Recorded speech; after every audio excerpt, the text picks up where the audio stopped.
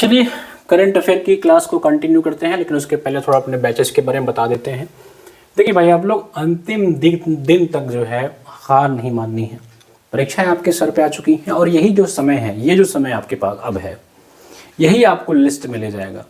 अभी तक हमने जो मेहनत किया है उस मेहनत को, ये कहते हैं ना कि लोहा गर्म है, यही असली समय है, यही सही समय है कि इस पर हथौड़ा मारा जाए।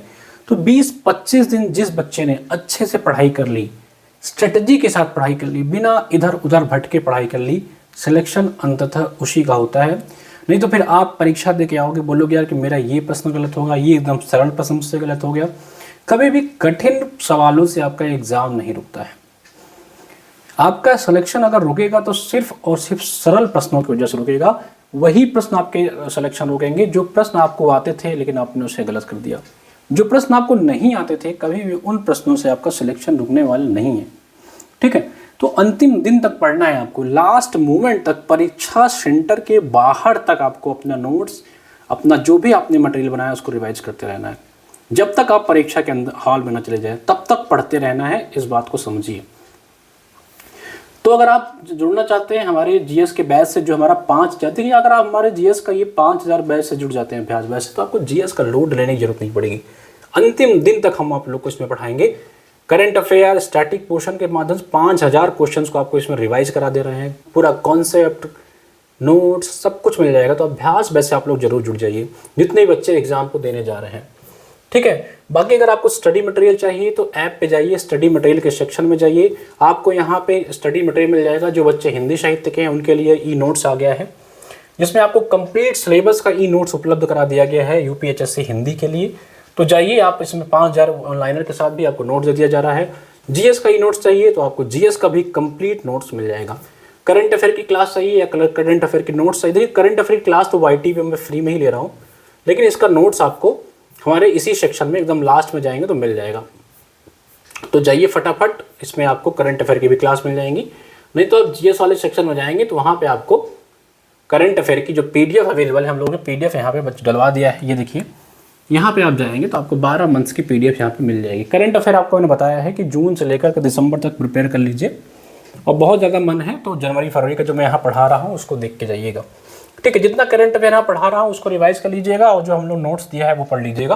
आपका करंट अफेयर छूटेगा नहीं एग्जाम में, इस बात को ध्यान दीजिएगा। चलिए पहले सवाल पे आते हैं। पहला सवाल हमारा ये है, देखिए रूल समझ लीजिए, क्लास का रूल क्या है। क्लास का रूल है कि क्वेश्चन के बाद मैं आपको 3 सेकंड का टाइम दूंगा। 3 सेकंड का आपके पास टाइम रहेगा, 3 सेकंड में आपको जवाब देना है। ठीक है, चलिए पहला सवाल है कि खान मंत्रालय के मुख्य लेखा नियंत्रक कार्यालय द्वारा हाल ही में आयोजित वर्कशॉप का मुख्य उद्देश्य क्या था।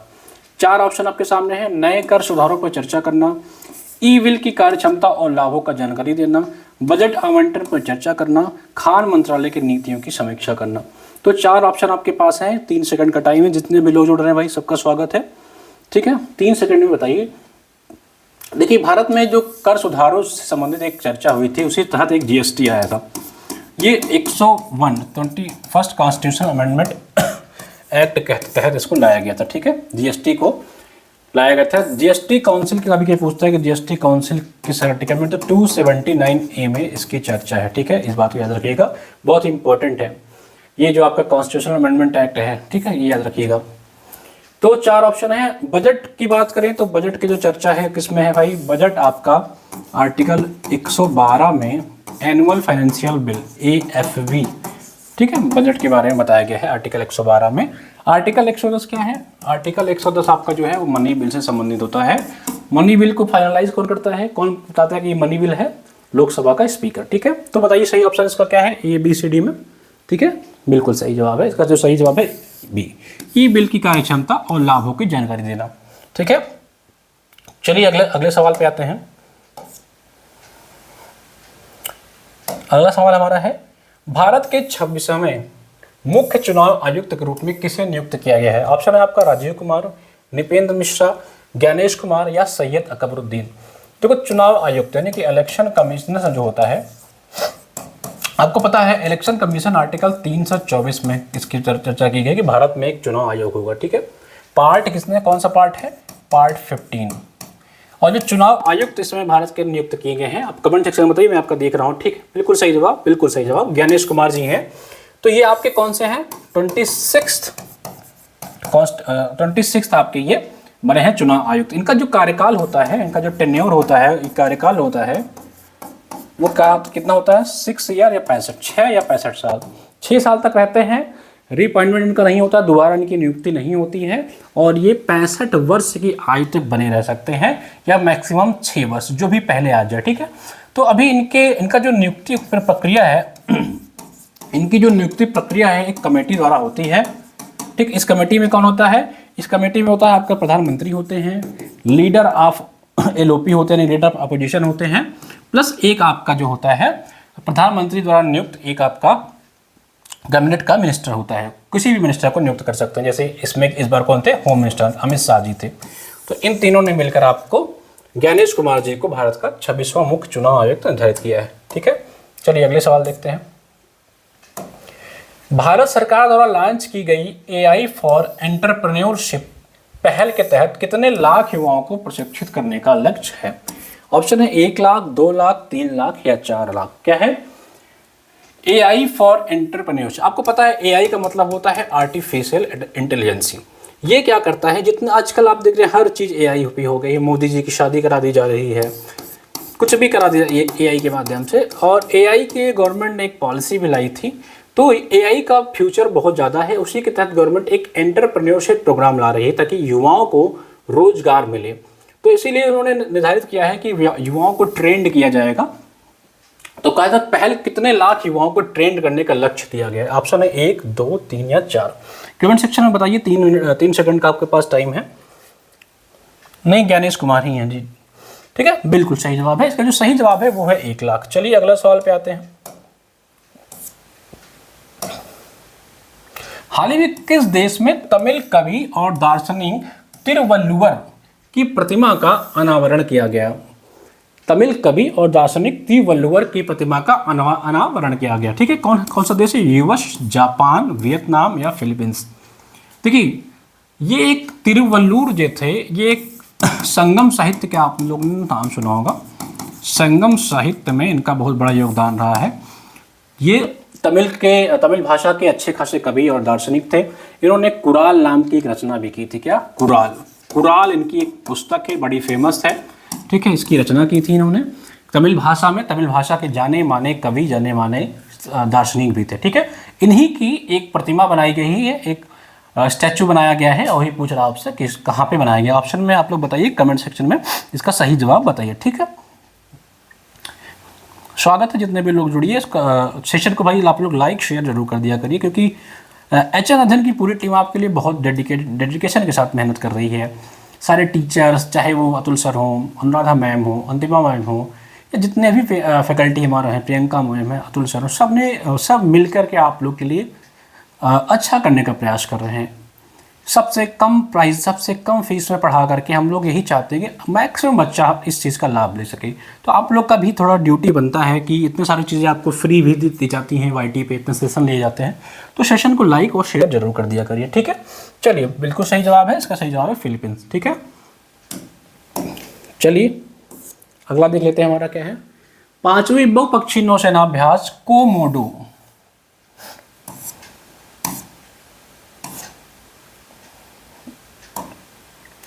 पांचवीं बहुपक्षीय नौसेनाभ्यास कोमोडो का आयोजन कहाँ किया जा रहा है? ऑप्शन है आपका इंडोनेशिया, मालदीव, मलेशिया या फिलीपींस। ठीक है, ये बहुपक्षीय नौसेनाभ्यास है कोमोडो।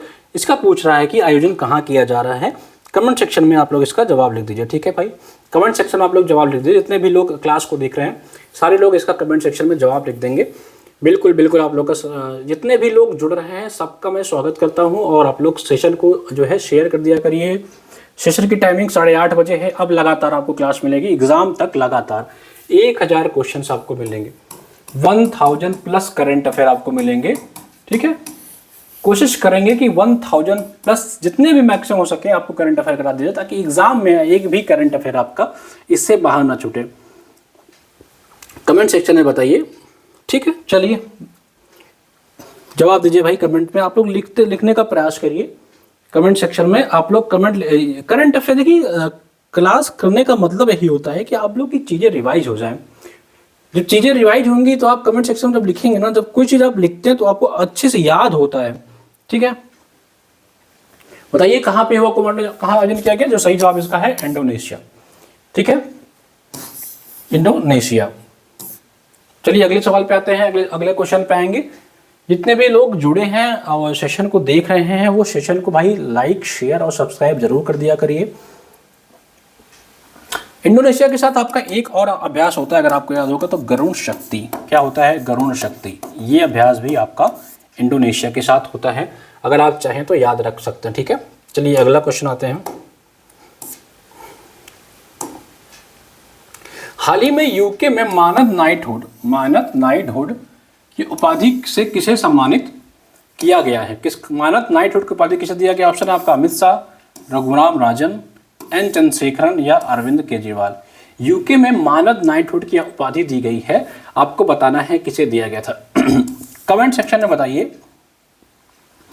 कि जालियांवाला बाग जो हत्याकांड हुआ था, आपका जालियांवाला बाग हत्याकांड हुआ था, उस हत्याकांड में किसने अपना नाइटहुड की जो उपाधि थी इसको त्याग दिया था?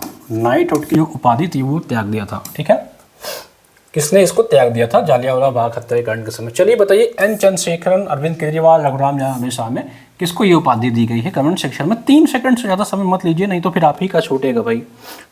चलिए बिल्कुल सही जवाब आप लोग दे रहे हैं एन चंद्रशेखर। एन चंद्रशेखर जो है वो टाटा सन्स के चेयरमैन रहे हैं। टाटा सन्स के आपके चेयरमैन हैं, ठीक है, रहे हैं ये। तो इन्हीं को अभी हाल ही में यूके में मानद राष्ट्रीय पुरस्कार से सम्मानित किया गया है। अगले सवाल पे आते हैं।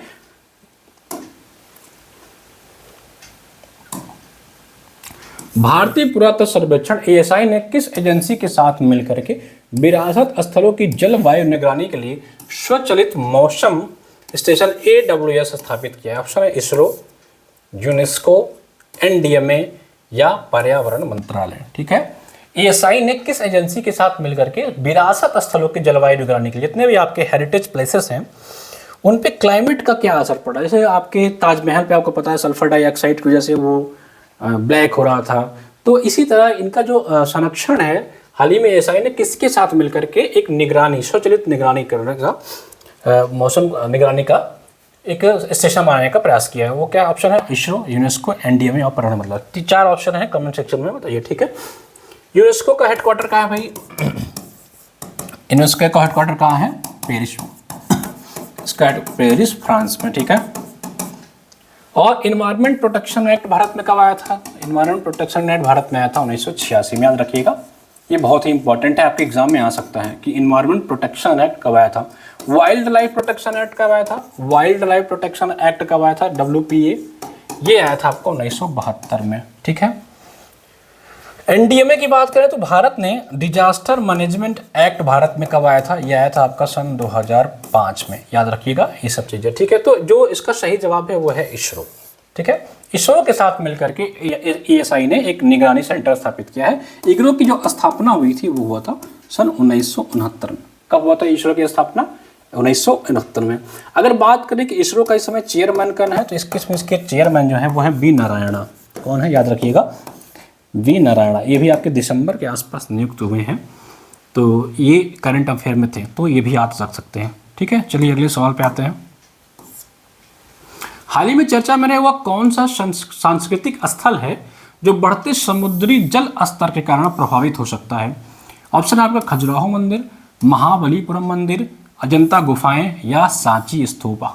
ठीक है, अभी एक डेटा आया है कि समुद्री जल स्तर के कारण इनमें से एक स्थल जो है ये इस पे ये प्रभावित हो सकता है। तो ऑप्शन आपको बताइए। चलिए मान लीजिए आपके एग्जाम में सवाल आया और आपको ये प्रश्न नहीं पता है, तो कैसे आप हल करेंगे?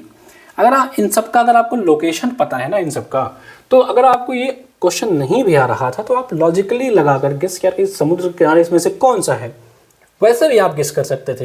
हालांकि ये करंट अफेयर में आ गया है तो आपको याद रखना पड़ेगा। हाल ही में चर्चा में कौन सा सांस्कृतिक स्थल है जो बढ़ते समुद्री जल स्तर के कारण प्रभावित हो सकता है? खजुराहो, महाबलीपुरम, सांची स्तूप, ठीक है, और अजंता की गुफाएं। ठीक है, देखिए खजुराहो मंदिर आपका कहाँ है? खजुराहो आपका मध्य प्रदेश में है। ये जैन और हिंदू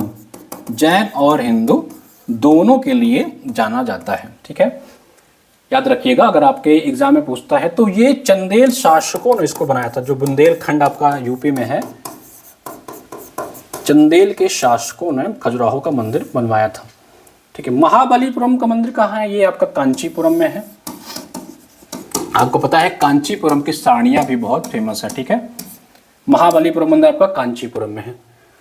और खजुराहो के बारे में एक चीज़ याद है कि इसको यूनेस्को ने सन 1986 में वर्ल्ड हेरिटेज साइट में भी डाला था। सन 1986 में इसको खजुराहो को वर्ल्ड हेरिटेज साइट का भी जो है उसमें डाल दिया गया था। ये याद रखिएगा, एग्जाम में अगर पूछेगा तो आप इसको टिक कर सकते हैं। तो इसका जो सही जवाब है वो है आपका महाबलीपुरम। ठीक है, ये समुद्री इसका जो है समुद्री जल स्तर के कारण इसमें महाबलीपुरम में सुनने में आ रहा है कि इसमें थोड़ा इम्पैक्ट आ सकता है। तो जो सही जवाब है वो है आपका महाबलीपुरम। चलिए अगले सवाल पे आते हैं। हाल ही में चर्चा में रहे व्यभिचार को अपराध की श्रेणी से हटाने का मुख्य कारण क्या था? यह महिलाओं के अधिकारों का हनन करता है, यह विवाह के निजी संबंधों में दखल देता था, यह अनुच्छेद 14 और 21 का उल्लंघन करता था, या उपरोक्त सभी। व्यभिचार को अपराध की श्रेणी से हटाने का मुख्य कारण क्या था? कमेंट सेक्शन में आप लोग बताइए, क्योंकि एक कोर्ट ने इस पर एक निर्णय दिया है। तो उस निर्णय के तहत आप इस पे आर्टिकल 14 क्या है? आर्टिकल 14 क्या है भाई? आर्टिकल 14, आर्टिकल 17 और आर्टिकल 21, ये तीनों आर्टिकल आप लोग बताएंगे कमेंट सेक्शन में कि क्या है। मैंने लास्ट क्लास में इन तीनों आर्टिकल पे चर्चा किया था। ठीक है, तो जो आपका सवाल आया है वो पूछ रहा है कि हाल ही में चर्चा में रहे व्यभिचार को अपराध की श्रेणी से हटाया गया है, निम्नलिखित में से इसका क्या मुख्य कारण था? ठीक है, बिल्कुल सही जवाब है आर्टिकल जो 17 है आपका, अबोलिशन ऑफ अनटचेबिलिटी है। ठीक है, बिल्कुल। आप जितने भी लोग जुड़ के जवाब लिखते हैं मुझे बहुत अच्छा लगता है, क्योंकि जो बच्चा सीरियस होता है ना वही लिख पाता है, जो सीरियस नहीं है वो चुपचाप देखते हैं निकल जाते हैं। तो कमेंट सेक्शन में आप जब कोई चीज़ लिखते हैं तो आपका वो चीज़ रिकॉल भी तो होता है, आपका नुकसान तो होता नहीं, आपको चीज़ें याद होती हैं। तो कोशिश करा करिए कि कमेंट सेक्शन में आप इस वीडियो को चाहे लाइव देखिए चाहे बाद में रिकॉर्डेड में देखिए, कमेंट में आप इसको डाला करिए। जो इसमें मैं पूछता हूँ इसीलिए पूछता हूँ कि आपका चीज़ जो है वो रिवाइज हो जाए। ठीक है, तो आर्टिकल 14, 17 और आर्टिकल 21 तीनों आपको बताना है। तो इसका जो सही जवाब है वो है उपरोक्त सभी। इनमें से सारे कारण थे। चलिए अगले सवाल पे आते हैं। हाल ही में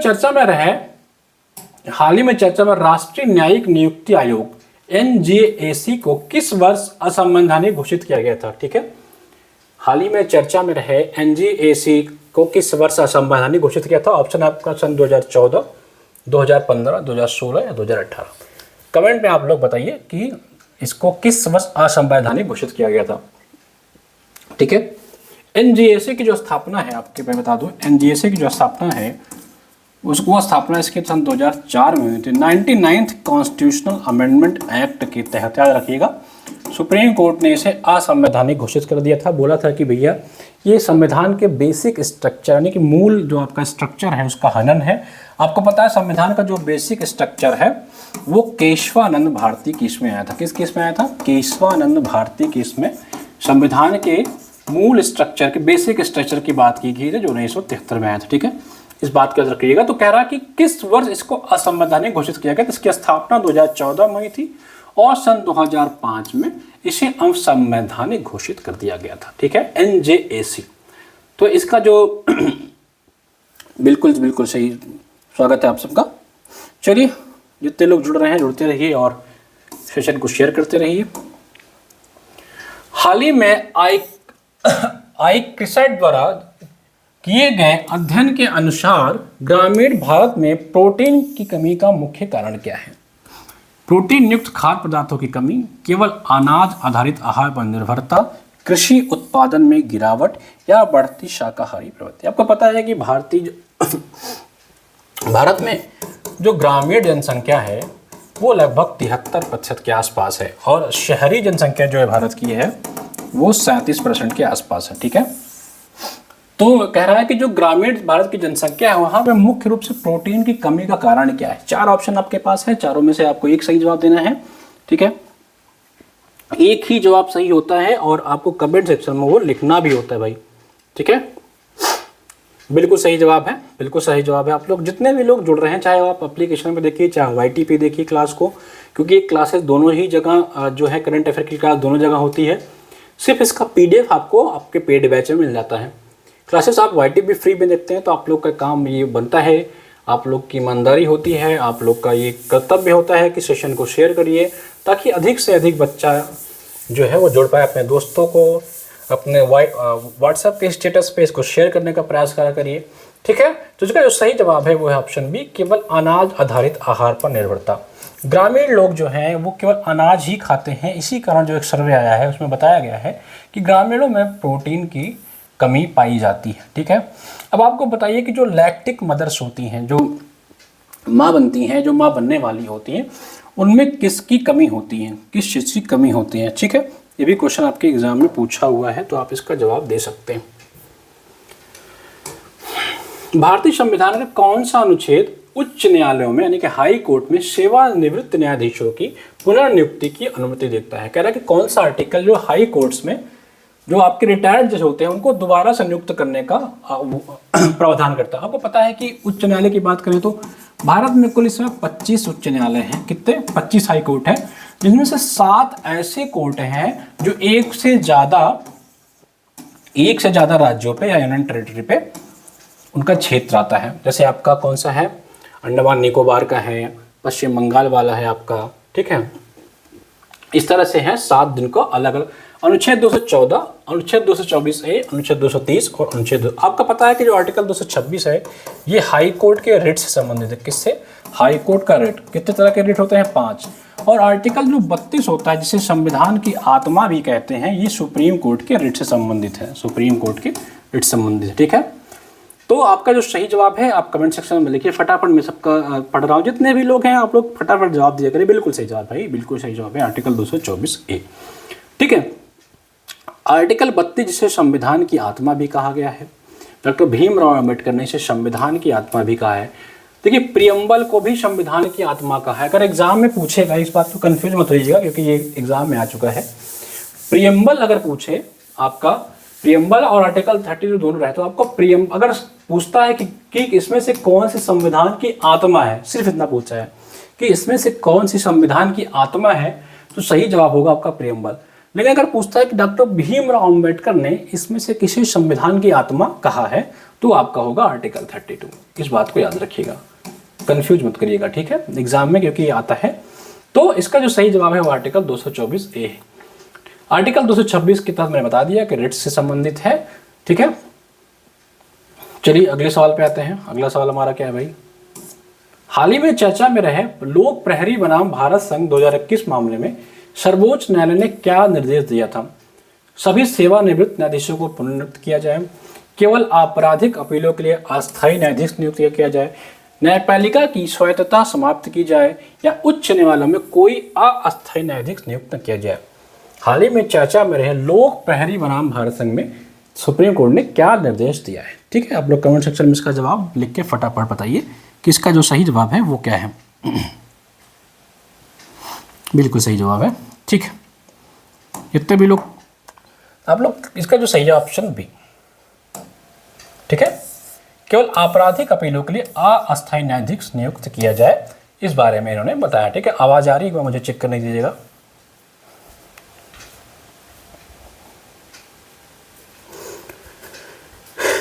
ठीक है, आवाज आ रही है।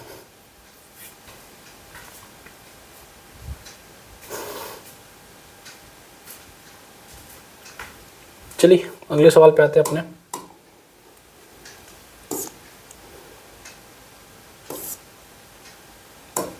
हाल ही में एडवोकेट संशोधन विधेयक 2025 के तहत bar council of India BCI पर किसे नियंत्रण करने का अधिकार होगा? बार काउंसिल ऑफ इंडिया जो है उस पर किसके नियंत्रण करने का अधिकार होगा? ऑप्शन आप, राज्य सरकार, सुप्रीम कोर्ट, केंद्र सरकार या हाई कोर्ट, ठीक है। 4 ऑप्शन है आपके सामने, चारों का आपको चारों में से एक सही जवाब है। बार काउंसिल ऑफ इंडिया पे जो अब राइट होगा वो अधिकार नियंत्रण करने किसका होगा? बिल्कुल सही जवाब है। अब जो राइट होगा बार काउंसिल का वो आपका केंद्र सरकार हो। कपिल सिब्बल को हाल ही में बार काउंसिल का प्रेसिडेंट नियुक्त किया गया था, अगर आपको याद हो तो। ठीक है। हाल ही में चर्चा में यूएस एड का मुख्य उद्देश्य क्या है? देखिए यूएस एड क्या है, सुनिए। ये यूएस की एक एजेंसी है जो मानवीय कार्य होते हैं, जितने ह्यूमैनिटेरियन वर्क होते हैं, जितने भी मानवीय कार्य होते हैं, अलग अलग देशों में डिजास्टर आ रहे हैं, भूखमरी हो रही है, आपदा आ रही है, आतंकवाद जो है उसके कारण यूएस की एक एजेंसी थी जो सहयोग करती थी, फाइनेंशियल सपोर्ट करती थी। तो अभी जब से ट्रंप सरकार आया है, इन्होंने क्या किया, इसको 90 दिन के लिए रोक दिया है। 90 दिन के लिए इन्होंने इसको बैन कर दिया है कि नहीं भैया, अब हम कोई भी मानवीय सहायता नहीं करेंगे, 90 दिन तक इसका हम रिव्यू करेंगे। ठीक है, तो इसे ये चर्चा में इसीलिए आ गया, इसलिए पूछा गया कि हाल ही में चर्चा में रहे यूएस एड का मुख्य उद्देश्य क्या है? अमेरिकी रक्षा क्षेत्र को बढ़ावा देना, अमेरिकी व्यापार को बढ़ाना, वैश्विक विकास सहायता और मानवीय सहायता प्रदान करना, या केवल अमेरिकी नागरिकों को सहायता करना। ठीक है, चलिए कमेंट सेक्शन में इसका जवाब आप लोग बताइए। बिल्कुल सही जवाब है ऑप्शन सी। ठीक है, चलिए बता ही दीजिए कि जो ट्रंप आपके नियुक्त हुए हैं अभी हाल ही में यूएस के प्रेसिडेंट, जो ट्रंप नियुक्त हुए हैं वो किस नंबर के प्रेसिडेंट है? ठीक है, चलिए आयकर विधेयक 2025 में आयकर वर्ष को किस रूप में परिभाषित किया गया है? किस रूप में जो है परिभाषित किया गया है आयकर वर्ष को? ऑप्शन है आपका जनवरी 1 से दिसंबर 31, अप्रैल 1 से मार्च 31, जुलाई 1 से 30 जून, या अक्टूबर से 1 से 30 सितंबर। ठीक है, कमेंट सेक्शन में इसका जवाब आप लोग लिखिए। जी जी बिल्कुल स्वागत है जितने लोग, कोई बात नहीं है, लेट से जुड़ने कोई दिक्कत नहीं है, बस सेशन को आप लोग शेयर कर दिया करिए भाई, जितने भी लोग जुड़ रहे हैं। हाँ बिल्कुल, मैं उत्तर प्रदेश का जो यूपी का जो बजट है, यूपी का बजट जो है वो आपको कल मिल जाएगा। यूपी का बजट जो है एक क्लास ये बजट खलास। ठीक है, तो चिंता मत करो, एक ही क्लास में यूपी का बजट करा दूंगा, एक क्लास में महाकुंभ से संबंधित पूरा फैक्ट बता दूंगा। महाकुंभ का जितना भी फैक्ट है या महाकुंभ से संबंधित जितने भी प्रश्न आपके एग्जाम में आ सकते हैं वो सब मैं करा दूंगा, परेशान मत होइए, एक क्लास में दोनों हो जाएगा।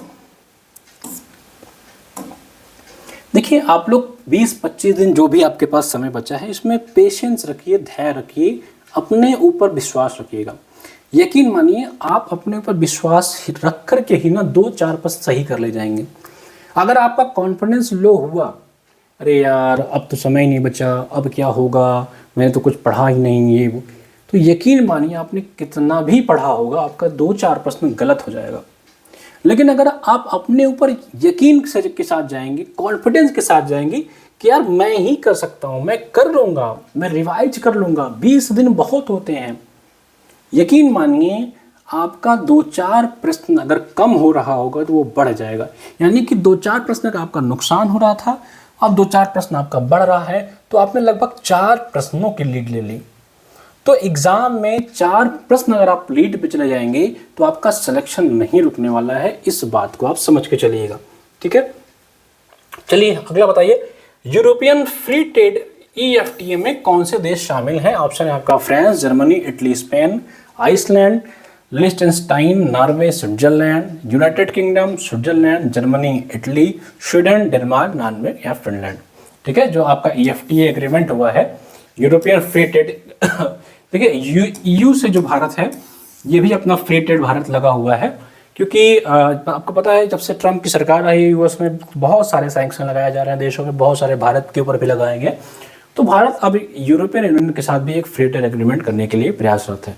तो इसमें कौन कौन से देश शामिल होंगे ये करंट अफेयर में आ गया, इसलिए पूछा जा रहा है। ऑप्शन आपका ABCD में से सच, जितने भी लोग जुड़ रहे हैं भाई सबका स्वागत करता हूँ बस। ठीक है, जितने भी सवाल मैं पूछूंगा इसमें आपको बताते रहना है, इसका जवाब देते रहना है। ठीक है, चलिए कमेंट सेक्शन में लिख दीजिए, आपको 1 सेकंड का टाइम देखा मिल जाता है।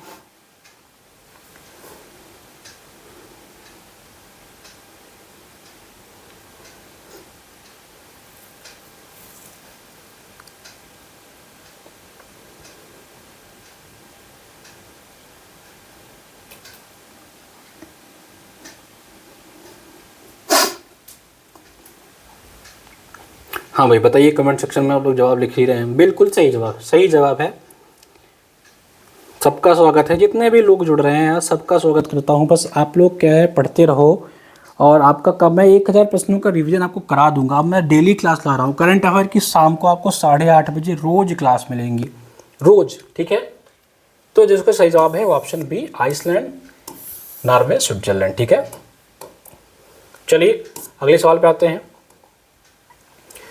प्रधानमंत्री की नई 15 सूत्री अल्पसंख्यक कार्यक्रम का मुख्य उद्देश्य क्या है? अल्पसंख्यक यानी कि माइनॉरिटी। आपको पता है कि भारत में अभी इस समय 6 माइनॉरिटीज़ हैं, 6 कम्युनिटी को माइनॉरिटी का दर्जा दिया गया है, ठीक है। और आर्टिकल 29 और आर्टिकल 30 में इनके बारे में बताया गया है कि भारत में माइनॉरिटीज़ होंगे, ठीक है। और आर्टिकल 350 बी में लिंग्विस्टिक माइनॉरिटी, जो भाषाई अल्पसंख्यक होते हैं, उनके लिए एक आपका अधिकारी नियुक्त किया जाएगा, किसमें? आर्टिकल 350 बी में। लेकिन संविधान में इनके बारे में कुछ स्पष्ट चर्चा नहीं की गई है, इस बात को याद रखिए, बार बार एग्जाम पूछता है। संविधान में माइनॉरिटीज़ के बारे में कुछ स्पष्ट जानकारी या स्पष्ट व्याख्या जो है वो नहीं की गई, ठीक है। तो एक माइनॉरिटी, भारत ने एक एक्ट भी लाया था, कब? माइनॉरिटी एक्ट 1992 में भारत में माइनॉरिटी एक्ट भी लाया गया था। ये भी याद रखिएगा, आपके एग्जाम के लिए भी रिलेवेंट है, तो ये पूछ सकता है। हाँ जी, बिल्कुल बिल्कुल। चलिए, तो बताइए कि प्रधानमंत्री का जो 15 नई सूत्री अल्पसंख्यक कार्यक्रम का मुख्य उद्देश्य क्या है? अल्पसंख्यकों के लिए सरकारी योजनाओं की सुनिश्चित भागीदारी, केवल धार्मिक अल्पसंख्यकों को वित्तीय सहायता, सरकारी नौकरियों में 50% का आरक्षण, या केवल शिक्षा क्षेत्र में सुधार। 4 ऑप्शन हैं, चारों में से सही जवाब आपको देना है। बिल्कुल सही है, सब सरल प्रश्न है यार, देख कर टिक मार दिया करो ऐसे प्रश्नों को, ठीक है। चलिए, ए ऑप्शन इसका बिल्कुल सही है। हाल ही में चर्चा में है लिक्विडिटी कवरेज अनुपात यानी कि LCR का मुख्य उद्देश्य क्या है? बैंकों को अधिक ऋण देने के लिए प्रेरित करना, बैंकों की तरलता सुनिश्चित करना, केवल बैंकों की लाभप्रद बढ़ाना, वैश्विक बाजार में भारतीय बैंकों की हिस्सेदारी बढ़ाना, ठीक है। 4 ऑप्शन बताइए। LCR का जो मुख्य उद्देश्य है क्या है? ठीक है,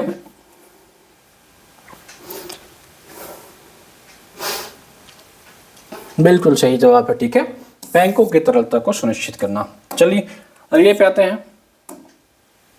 हाल ही में चर्चा में रहे कच्चा थीवू द्वीप। कच्चा थीवू द्वीप भी बहुत चर्चा में रहा था। कह रहा कहाँ देखिए आप लोग, तब इंडिया का मैप देखेंगे, ठीक है। मैं थोड़ा सा इंडिया का मैप बनाता हूँ और यहाँ पे आप देखेंगे आपका जो श्रीलंका है, ठीक है। ये जो आपका पाक स्टेट है, पाक स्टेट किसके बीच में भाई? पाक स्टेट भारत और श्रीलंका के बीच में है। तो वहीं पे एक द्वीप है, उसी द्वीप के पास एक कच्चा थीवू द्वीप है। तो इंदिरा गांधी के ज़माने से ही इस द्वीप में डिस्प्यूट आ गया है, किसके बीच में? भारत और श्रीलंका के बीच में। तो ये पूछ रहा है कि ये विवाद का मुख्य उद्देश्य क्या है? द्वीप पर बसे भारतीय नागरिक, श्रीलंकाई सेना की मौजूदगी, भारतीय मछुआरों के सीमित अधिकार, या द्वीप में समुद्री व्यापार। 4 ऑप्शन बताइए, इसका जो मुख्य मुद्दा रहा है ये क्या रहा है, ठीक है। बिल्कुल बिल्कुल बिल्कुल। इमरजेंसी भारत में कितनी बार लग चुकी है बता दीजिए? भारत में इमरजेंसी कितनी बार लग चुकी है, ठीक है। और पहली बार इमरजेंसी भारत में कब लगी थी? फर्स्ट टाइम इमरजेंसी कब लगी थी? और आर्टिकल 352 क्या है ये भी बता देना। आर्टिकल 356 क्या है? और आर्टिकल 360 में आपको बता दे रहा हूँ, ये है आपका फाइनेंशियल इमरजेंसी, जो भारत में आज तक नहीं लगी। तो इसका जो मुख्य विवाद का कारण वो था भारतीय मछुआरों का सीमित अधिकार। यहाँ पे मछुआरों को पकड़ लिया जाता है, अगर वहाँ बेचारे जाते हैं तो उनको पकड़ के, बहुत सारे मछुआरे जो हमें श्रीलंका के कब्जे में हैं। हाल ही में जारी भ्रष्टाचार धारणा सूचकांक CPI 2024 में भारत की रैंक क्या थी? 50वीं, 96वीं, 102वीं या 110वीं? ठीक है, बताइए भारत की रैंक तो भाई क्या थी? करप्शन इंडेक्स जो आया था उसमें भारत की रैंक क्या थी? ठीक है, बिल्कुल सही जवाब है 96। भारत जो है करप्शन के मामले में छठा। चलिए हंगर इंडेक्स बता दीजिए। Global hunger index DHI, global hunger index हाल ही में आया है, इसमें भारत की रैंक क्या है? ग्लोबल हंगर इंडेक्स जो आया है, नहीं तो मैं आपको कल वाली क्लास में बता दूंगा। अगला AI शिखर सम्मेलन, जो AI शिखर सम्मेलन, AI खूब चर्चा में है, खूब चर्चा में AI आप सुनते हुए। अगला AI शिखर सम्मेलन किस देश में आयोजित किया जाएगा? ऑप्शन है आपका UK, UAE, US या भारत। जो आपका अगला AI सम्मेलन है वो किस देश में आयोजित किया जाएगा? ठीक है, कमेंट सेक्शन में लिखो जवाब भाई। जी जी जी, बिल्कुल सही जवाब। जो बच्चे देखिए बता, नाइटहुड जो है, बच्चे कमेंट लिख रहे हैं, नाइटहुड जो है वो रविंद्रनाथ टैगोर जी ने अपना जो नाइटहुड की इनकी उपाधि थी, इन्होंने जालियांवाला बाग हत्याकांड में इसको त्याग दिया था। उन्होंने कुछ कहा था कि अब सम्मान का चोला है उसे त्यागना पड़ेगा, और फिर उन्होंने नाइटहुड त्याग दिया था। चलो ये बता दिया, आप बताइए गांधी जी ने जो आपका कैसरे हिंद की उपाधि थी वो कब त्यागा था, और गांधी जी को कैसरे हिंद की उपाधि कब मिली थी ये भी बता देना, और किस कारण मिली थी। बहुत इंपॉर्टेंट प्रश्न ये भी है। बताइए अगला एआई शिखर सम्मेलन कहाँ पे होगा, यूके, यूएई, यूएस या भारत में कहाँ होने वाला है अगला एआई सम्मेलन। करंट अफेयर में भाई ऑब्वियस सी बात है, बिल्कुल सही जवाब भारत में। अगला जो एआई का सम्मेलन होगा वो भारत में होगा। भारत ने अभी आपको पता है 1 लाख युवाओं को एआई में ट्रेंड करने का एक एंटरप्रेन्योरशिप कार्यक्रम भी निकाला है, हम लोग अभी पढ़े हैं। हाल ही में राष्ट्रीय स्नूकर चैंपियनशिप का खिताब किसने जीता, ब्रजेश दमानी, पंकज अडवाणी, राहुल बनर्जी या इनमें से कोई नहीं। जो राष्ट्रीय स्नूकर चैंपियनशिप हुआ उसको किसने जीता है, ठीक है। कमेंट सेक्शन में आप लोग जवाब लिख दीजिए कि राष्ट्रीय जो स्नूकर चैंपियनशिप हुआ है उसको किसने जीता है।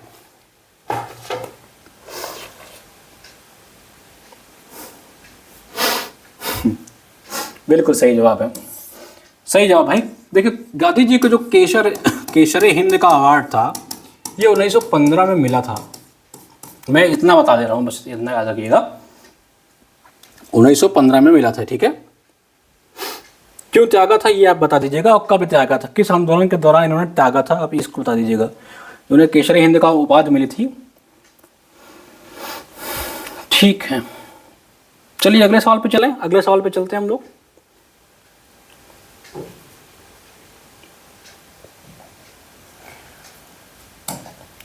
पूषा कृषि विज्ञान मेला 2025 का विषय क्या है, स्मार्ट खेती, कृषि का भविष्य, हरित क्रांति। अच्छा हरित क्रांति भारत में कब आया था भाई, हरित क्रांति भारत में कब आया था, कमेंट सेक्शन में बताइए। 1966-67 में आया था, ठीक है। डिजिटल खेती, आधुनिक भारत या उन्नत कृषि विकसित कार्यक्रम। तो जो पूषा कृषि मेला है इसका आयोजन किया गया है दिल्ली में, पूछ रहा है इसका विषय क्या था, थीम क्या थी पूषा कृषि मेला की। बिल्कुल सही, बिल्कुल सही, उन्नत कृषि विकसित भारत, ये इसकी थीम रही थी, ठीक है। तो भारत में हरित क्रांति का जनक किसे कहा जाता है आपको बताइए, एमएस स्वामीनाथन। एमएस स्वामीनाथन को भारत में हरित क्रांति की इन्होंने मैक्सिको से गेहूं की एक प्रजाति लाई थी, मैक्सिकन गेहूं जिसे कहते हैं, इसी के थ्रू हरित क्रांति की शुरुआत की गई थी, ठीक है। चलिए अगला सवाल पे आते हैं, नेक्स्ट क्वेश्चन देखते हैं हमारा क्या है। मत्स्य 6000 क्या है, जिसने फरवरी 2025 में बंदरगाह पर सफलतापूर्वक पानी के अंदर परीक्षण पूरा किया। एक नौसैनिक युद्धपोत, एक गहरे समुद्र में शोध करने वाला पोत, एक चौथी पीढ़ी का गहरे समुद्र में चलने वाला पनडुब्बी, या एक पानी के नीचे चलने वाला ड्रोन। आई थिंक ये अपना आखिरी सवाल है। इसके बाद हम थोड़ा कंप्यूटर के कुछ टॉपिक्स पढ़ लेंगे, ताकि 1-2 क्वेश्चन आपको पता है कि आपके कंप्यूटर भी आने वाले हैं, तो वो भी आपका रिवाइज हो जाएगा। बताइए फटाफट इसके जवाब कि मत 6000 क्या है। नहीं असहयोग में छोड़ा, किस में छोड़ा, आप कमेंट सेक्शन में लिखो। गांधी जी ने केसरी हिंद की त्याग कब किया था, कमेंट सेक्शन में आपको बताना है भाई, आराम से बताओ। बिल्कुल सही जवाब है एक चौथी पीढ़ी का जो आपका पनडुब्बी है। चलिए अगला स्लाइड देखते हैं हमारा क्या है। अब हम लोग थोड़ा पढ़ लेते हैं आज कि कंप्यूटर का जनरेशन आप कंप्यूटर, आपको पता है कि आपके यूपीएचएससी के टॉपिक में आईसीटी भी है, तो वहाँ से ये जनरेशन पे एक सवाल बनने के चांस है। तो मैं थोड़ा जनरेशन ऑफ कंप्यूटर पे कुछ आपको पूरा बता देता हूँ, ताकि अगर यहाँ से आपको वो हो तो आप क्वेश्चन कर लें। देखिए इलेक्ट्रॉनिक उपकरणों के आधार पर देखें तो कंप्यूटर की पीढ़ियों को 5 श्रेणियों में, 5 जनरेशन में जो है वो डिवाइड किया गया है। कितने जनरेशन भाई, 5 जनरेशन में डिवाइड किया गया है। सबके बारे में थोड़ी थोड़ी जानकारी ले लेते हैं। जो इसका प्रथम जनरेशन था वो था 1942 से 1955 के बीच में। कब था, 1942 से 1955 के बीच में, ठीक है। अगर 1942 में आप देखेंगे तो क्विट इंडिया मूवमेंट की शुरुआत हुई थी, यहाँ से आप रीड कर सकते हैं। तो इसमें जो हार्डवेयर थे कौन कौन, vacuum tube, magnetic drum, memory का प्रयोग किया जाता था। सॉफ्टवेयर में मशीनी भाषा का जो मशीनी लैंग्वेज है उसका प्रयोग किया जाता था। अब विशेषताएं बात करें तो इसमें कंप्यूटर का साइज जो है बहुत बड़ा होता था, खर्चीला था, सीमित एप्लीकेशन के थे। और इस समय देखें तो इनियाक जो था, इट्स सैट था, electronic delay storage automatic calculator, इनियाक है, मैनियाक नहीं, ठीक है। दूसरी पीढ़ी की बात करें तो दूसरे देखो पूछ लेता है कि ENIAC जो है वो किस पीढ़ी में था, IDAC जो EDISAC है वो किस पीढ़ी में था। आपके एग्जाम में ऐसे सवाल बनते हैं, ठीक है। वैक्यूम ट्यूब किस पीढ़ी में था, मैग्नेटिक ड्रम किस पीढ़ी का कंप्यूटर था, किस जनरेशन का था। दूसरी पीढ़ी की बात करें तो 1955 से 1964 के बीच में है। वैक्यूम ट्यूब की जगह अब ट्रांजिस्टर आ गए थे, ठीक है। मेमोरी के लिए मैग्नेटिक कोर तकनीकी का प्रयोग होने लगा था। मैग्नेटिक टेप, मैग्नेटिक डिस्क, इन सब का प्रयोग होने लगा था हार्डवेयर में। सॉफ्टवेयर में आपके मशीनी भाषा की जगह असेंबली भाषा आ गई, फॉरट्रेन भाषा आ गई, कोबल का प्रयोग होने लग गया। याद रखिएगा सब एग्जाम पूछता है कि ये कोबल जो है किस जनरेशन का है। आकार में छोटे छोटे हो गए, संग्रह क्षमता और गति भी थोड़ी इनकी बढ़ा दी गई। इस टाइम का IBM का आ गया 7090, IBM 7094, CDC 160 से या यूनिवैक, ये याद रखिएगा, ये इंपॉर्टेंट है। यूनिवैक जो सीरीज है वो इस समय आ चुकी थी, किस जनरेशन में, आपके सेकेंड जनरेशन में आ गई थी, ठीक है। अब मैं बात करता हूँ थर्ड जनरेशन की। थर्ड जनरेशन आपका कब आता है भाई, 1964 से 1975 के बीच में आता है। इस समय इंटीग्रेटेड सर्किट यानी कि IC आ गया था। IC की शुरुआत पूछे किस जनरेशन से होती है तो थर्ड। OS सॉफ्टवेयर जो है आपका ऑपरेटिंग सॉफ्ट सिस्टम, उसका प्रयोग होने लगा। हाई लेवल लैंग्वेज आ गया, बेसिक्स का जो बेसिक लैंग्वेज है उनका प्रयोग होने लगा। कंप्यूटर का साइज और छोटा हो गया। डॉक्यूमेंटेशन और प्रोसेसिंग का जो एप्लीकेशन है वो आ गया। और IBM का 360 या 370 सीरीज आ गया। PDP 111 का सीरीज भी आ गया। ये सब उसके एग्जाम्पल्स हैं, ठीक है। और अब बात करता हूं मैं चौथी पीढ़ी की, जो आपका फोर्थ जनरेशन 1975 से शुरू होता है। जो आपके वेरी लार्ज स्केल के जो आपके इंटीग्रेटेड सर्किट थे वो आ गए। तो IC को भी और लार्ज प्रोसेस पे लाया गया। माइक्रो प्रोसेसिंग आ गई, सेमीकंडक्टर आ गए, ठीक है। ग्राफिकल यूजर इंटरफेस आ गया आपका, ठीक है। तेज गति वाला कंप्यूटर आ गया। और अभी की बात करूँ उसका जंप तो स्टार 1000, DEC 10, क्रे, XMP या सुपर कंप्यूटर, एप्पल कंप्यूटर, ये सब सारे आपके फोर्थ जनरेशन के कंप्यूटर हैं, ठीक है। अब वर्तमान पीढ़ी और उससे आगे की बात करें तो आपका जो पांचवी पीढ़ी है वो अभी शुरुआत उसकी हो चुकी है। बायोचिप का यूज होने लग गया है, आपको पता है। चौथी जो जनरेशन है उसको आधुनिक जनरेशन ही बोलते हैं। ये आपका आधुनिक और आने वाला जनरेशन हो सकता है जिसमें आपके बायोचिप का यूज हो रहा है। अल्ट्रा लार्ज स्केल का इंटीग्रेशन ULSI तकनीक यूज हो रही है। सॉफ्टवेयर की बात करें इंटरनेट तथा मल्टीमीडिया, कृत्रिम बुद्धिमत्ता यानी कि आर्टिफिशियल इंटेलिजेंस पूछेगा। AI किस जनरेशन का है तो आपको बताना है फिफ्थ। सॉफ्टवेयर, हाई लेवल भाषाओं का प्रयोग, अत्यंत छोटा माइक्रो कंप्यूटर्स आ गए, आपको पता है। अभी क्वांटम चिप आपको मैंने कल बताया था ना कि हाल ही में किस कंपनी ने क्वांटम चिप बनाया है, ठीक है। माइक्रो सॉफ्टवेयर बनाया है क्वांटम चिप। कल के करंट अफेयर की क्लास हम लोग ने पढ़ा था, ठीक है। आसान बहुआयामी ध्वनि, दृश्य, टेक्स्ट, बहुत चीजें आ गई आपको पता है। AI, डीप क्या क्या तो टेक्नोलॉजी आ गई। IBM नोटबुक, पेंटियम PC, सन वर्क स्टेशन, ये सारे आपके जो है वो इस पीढ़ी के हैं, ठीक है। तो हम लोग ने देखा कि ये सारे आपके नए पीढ़ी हैं, 1 2 3 4 सबको देख लिए हैं। तो आप लोग इसको एक बार देख लेना, क्योंकि पीढ़ी से, कंप्यूटर के पीढ़ी से एक सवाल आपके एग्जाम में टकरा सकता है। चलिए, तो आज की क्लास में इतना ही। आप सभी को धन्यवाद। मिलते हैं अगले क्लास में। करंट अफेयर की जो क्लास होगी रात को 8:30 बजे डेली होगी। 9:30 बजे आपको मैम अंतिमा मैम की हिंदी की क्लास हो रही है। शाम को 6 बजे GS की प्रैक्टिस चल रही है। बैच से जुड़ना चाहते हैं तो अंतिम दिन तक हमारे बैचेस चल रहे हैं। आप लोग सारे लोग बैचेस से जुड़ करके नोट्स चाहे तो बाई कर लीजिए। देखिए, हमारा जो भी नोट्स आपको देंगे बिल्कुल क्रिप्स टू दी पॉइंट, उतना एग्जाम में आएगा जितना। फालतू की बातें, फालतू कंटेंट हम अपने बैच में डालते हैं। जिस हिसाब से आपको कंटेंट चाहिए, सब कुछ चाहिए, HN अध्ययन ऐप डाउनलोड करिए, सब कुछ आपको एक जगह मिलेगा। मिलते हैं एक और वीडियो के साथ। नमस्कार।